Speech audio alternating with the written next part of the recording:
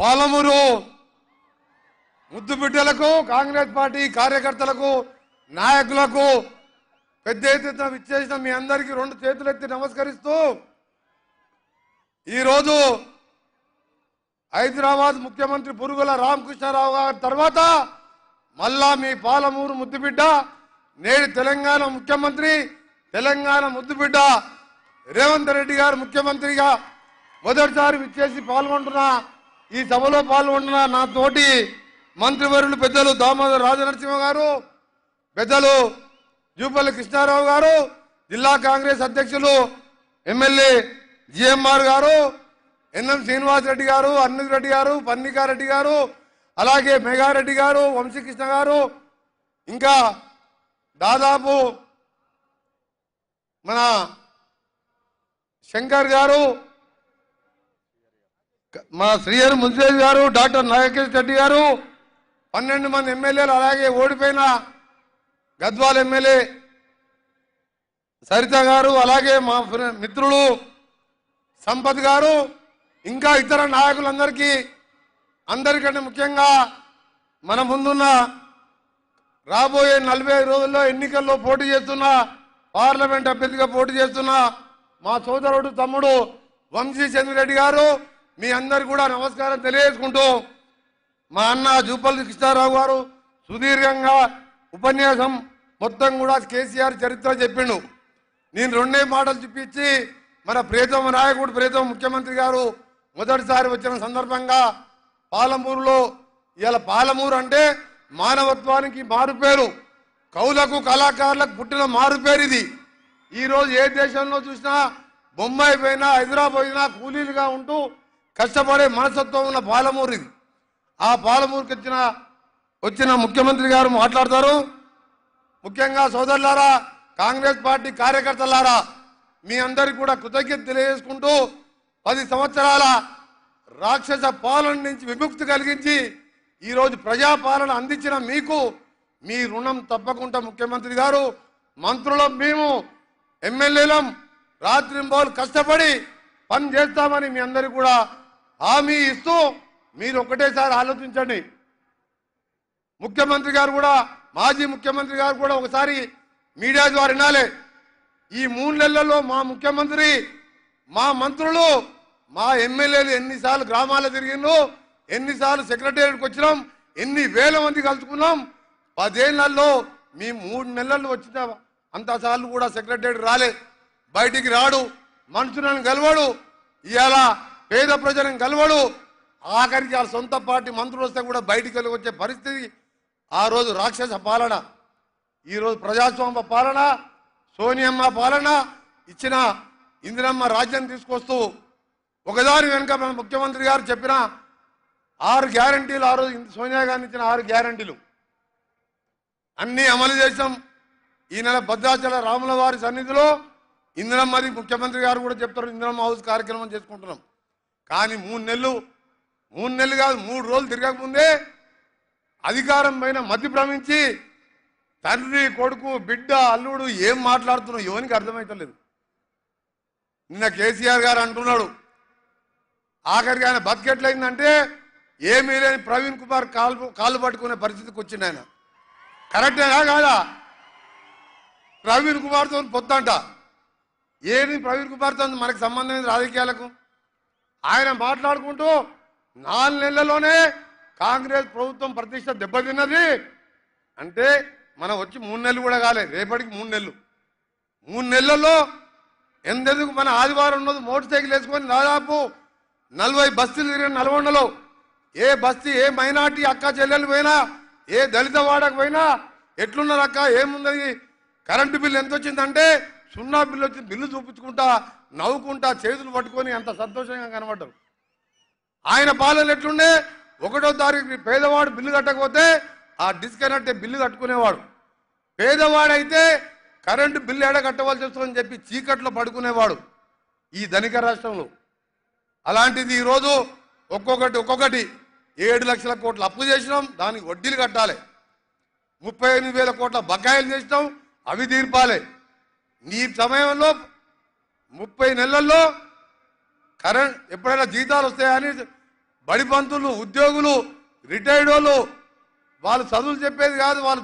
నౌకరు చేసేది కాదు, సెల్ ఫోన్ చేసి జీతం పడ్డదా లేదా అని మెసేజ్ చూసుకునేవారు వాళ్ళు. ఇవాళ మన ముఖ్యమంత్రి గారు అన్ని చూస్తూ మన 1వ తారీఖు జీతాలు వచ్చినాయా లేదా, ఉద్యోగులకు పెన్షన్లు వచ్చినాయా లేదా, ఇంత అప్పుల పాలు చేసిన రాష్ట్రాన్ని కూడా గాడిలో పెడుతూ ఇచ్చిన కార్యక్రమాలు చేస్తున్నాం. సోదరులారా, మీ అందరు కూడా ఒకటే విజ్ఞప్తి చేస్తున్నాం. ఒక్క 45 రోజులు మా కోసం కష్టపడి, ముఖ్యంగా మహబూబ్నగర్ అభ్యర్థి, నాగర్ కర్నూలు అభ్యర్థి, అలాగే మహబూబ్నగర్ అభ్యర్థి అంటే మన ముఖ్యమంత్రి గారు కొడంగల్లులోనే డిక్లేర్ చేసింది కాబట్టి నేను కూడా చెప్తున్నాను, పెద్ద ఎత్తున మెజార్టీతో గెలిపించి మన ముఖ్యమంత్రి గారికి నాగర్ కర్నూలు మహబూబ్నగర్ కానుకగా మహబూబ్నగర్ జిల్లా ప్రజలు ముందుయ్యాలి. దాంతోపాటు తెలంగాణ రాష్ట్ర వ్యాప్తంగా కూడా 13-14 సీట్లు గెలిచి ఒక్కొక్కటి పనికిరాని నా కొడుకులు మాట్లాడుతున్నారు. 5 నెలలు ఉంటుంది, 6 నెలలు ఉంటుంది ప్రభుత్వం అని చెప్తున్న కేసీఆర్, కేటీఆర్, హరీష్ రావు, నీ దొంగ దందాలు, నీ బిడ్డ మద్యం, ఢిల్లీలో మద్యం దుకాణం ఎప్పుడు తేలకపోతుందో తెలియదు. ఇక్కడ టానిక్ షాపులు పెట్టి 1000 కోట్లు దోసుకున్నావు, ధరణి పేరు మీద దోసుకున్నావు, మునిగిపోయే కూలిపోయే కాళేశ్వరం కట్టావు. మా ప్రభుత్వం 5-6 నెలలు కాదు బిడ్డ, 20 సంవత్సరాలు కాంగ్రెస్ పార్టీ అధికారంలో ఉంటుంది.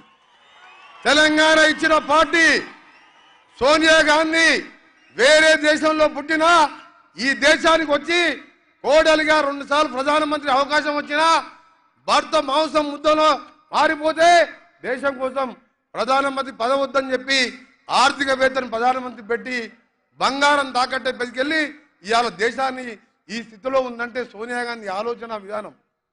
ఆ తర్వాత రాహుల్ గాంధీ గారు ఈరోజు మత ఘర్షణలు పెట్టి అందులో మలిగిపోతున్న మత పార్టీ బీజేపీ లాంటి పార్టీ కోసం అలాంటి పార్టీలు ఉండొద్దని భారత్ జోడో నఫరత్ చోడో అని యాత్ర 4000 కిలోమీటర్ పాదయాత్ర చేసింది.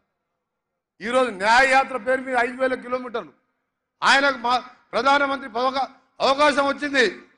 అమెరికా లాంటి దేశంలోనే 39 నెలలకే బరాక్ ఒబామా అధ్యక్షుడైండు.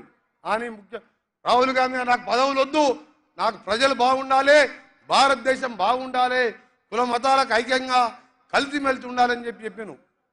అందుకనే సోదరులారా, మీ అందరికి చెప్తున్నాం, ఈ ఎన్నికలు భారతదేశం 140 కోట్ల మంది ప్రజల ఆకాంక్ష కోర్చి నెరవేర్చే ఎన్నికలు కాబట్టి తప్పకుండా మన ప్రతినిధిగా కాంగ్రెస్ పార్టీ ఎంపీ అభ్యర్థిని గెలిపించాలని, అలాగే మన స్థానిక శాసనసభ్యుడు ఇంతకుముందు ఆయన నా దగ్గర చెప్పిండు, ఆయన వచ్చిన రోజే తిరుపతి దేవునిగుట్ట దగ్గర ఫ్లైఓవర్ ROV కావాలని 75 కోట్లతోని స్థానిక శాసనసభ్యుడు చెప్పిన విధంగా దాన్ని శాంక్షన్ కూడా చేయడం జరిగింది.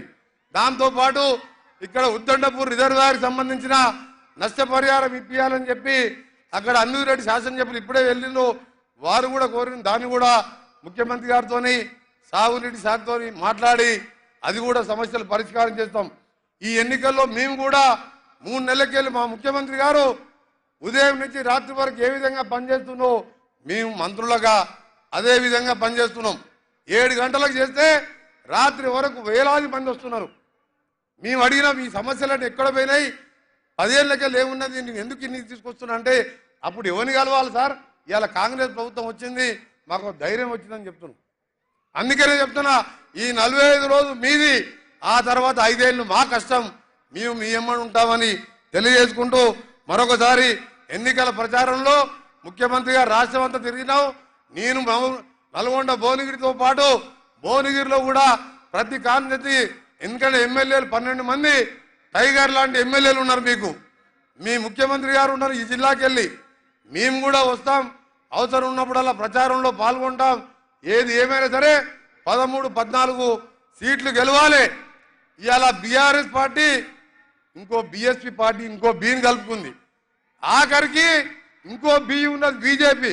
ఈ 3 బీలు కలిసినా సరే మనం మాత్రం 13-14 సీట్లు గెలిచి సోనియా గాంధీ రుణం తీర్చుకోవాలి. తెలంగాణ ఇచ్చిన సోనియా గాంధీ రుణం తీర్చుకొని ఈ 10 ఏళ్ల రాక్షస పాలనకి వెళ్ళి బయటపడి పాలమూరులో పెండింగ్ ప్రాజెక్టులు, నల్గొండలో శ్రీశైలం సొరంగం లాంటి ప్రాజెక్టులు, ఇంకా మిగిలిపోయిన ప్రాజెక్టులు పూర్తి చేసుకొని ఇవాళ ఇంకోటి చెప్పడం మర్చిపోయినాం.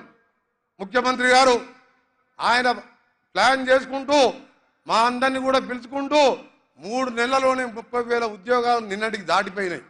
30,000 మంది ఉద్యోగాలకు. దాంతోపాటు గ్రూప్ 1 నోటిఫికేషన్ వేసినాం. మొన్న మీ ఎమ్మెల్యే గారు వచ్చినప్పుడు అన్న మా దగ్గర స్కిల్ డెవలప్మెంట్ సెంటర్ కావాలంటే మా డిపార్ట్మెంట్ ద్వారా న్యాక్ ద్వారా 20 కోట్ల రూపాయలతోని మహబూబ్నగర్ హెడ్ క్వార్టర్లో దాన్ని కూడా టెండర్ పిలవడం జరిగింది. అక్కడ అన్ఎంప్లాయిడ్ యూత్కు వొకేషనల్ కోర్సు ఐటీఐ పాలిటెక్నిక్ చదువుకున్న వాళ్లకు ఇక్కడ బిల్డింగ్ కూడా కట్టబోతున్నాం. త్వరలో ఆ బిల్డింగ్ నిర్మాణం చేపట్టి నిరుద్యోగ యువకులకు కూడా అండగా ఉంటామని చెప్పి తెలియజేసుకుంటూ మరొకసారి మీ అందరికీ కూడా ధన్యవాదాలు సోదరులారా. ఒకటే కోరుతున్నాం, మేము ఇవాళ మీ అందరికీ చెప్తున్నాం, ఇవాళ కళ్ళబొల్లి మాటలు చెప్పేది కాదు. కేసీఆర్ గురించి మొత్తం తెలుసు, బీజేపీ గురించి మొత్తం తెలుసు, కులం మొత్తం తప్ప ఏం లేదు వాళ్ళకు. ఏం చేసినా ఒకసారి ఆలోచించుకోరు. ఇవాళ జిఎస్టీ పేరు మీద ఇవాళ ఆ రోజు ప్రతి అకౌంట్లో 15 లక్షలు వేస్తా అని చెప్పి మోసం చేసిన మోడీ గారు ఒకవైపు, ఇవాళ తెలంగాణ ఇస్తానని చెప్పి ఇచ్చి మనకు స్వతంత్రం తెచ్చిన సోనియా గాంధీ, రాహుల్ గాంధీ ఒకవైపు. అందుకని మీరందరూ కూడా చేయి గుర్తుపై ఓటేసి కాంగ్రెస్ పార్టీ అభ్యర్థిని గెలిపించి మన ముఖ్యమంత్రి గారిని మాకు ఇంకా బలాన్ని ఇవ్వాలని తెలియజేసుకుంటూ ముగిస్తున్నా. జై హింద్, జై కాంగ్రెస్. థ్యాంక్ యూ అన్న. ఇప్పుడు పెద్దలు గౌరవనీయులు ఉమ్మడి మహబూబ్నగర్ జిల్లా ఇన్ఛార్జి మంత్రివర్యులు ఆరోగ్య శాఖ మంత్రి దామోదర రాజనరసింహ గారిని మాట్లాడాల్సిందిగా కోరుతాం.